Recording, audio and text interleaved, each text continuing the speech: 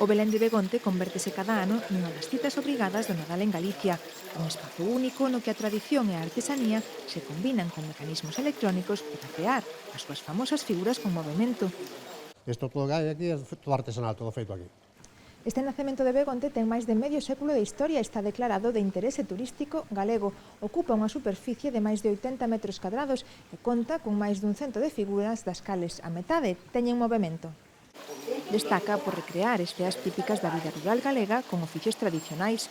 Non falta a malla nin a matanza e hai, dende vacas ata cegoñas para recrear a terra chá. A xente maior, sí, é que máis lle gusta, porque oficios que hai aquí, pois ahora xa non se ven, entonces e os netos, pois, les van explicando todo o que había e como funcionaba. E aquí hai ferreiros, hai de todo, hai muiñeiros, hai pescadores, hai de todo. Gusta a grandes e pequenos, que no visita queda sorprendido e recomenda a experiencia. É moi curioso todos os movimentos que se xeneran en cada unha delas, porque ademais incluso están ambientadas con sonido, o sea que é sorprendente. E non contaba que o Belén fose tan grande. É unha maravilla poder velo, incluso mirar ao ceo, ver as estrelas que ten e despois o fondo, que parece que non ten infinito.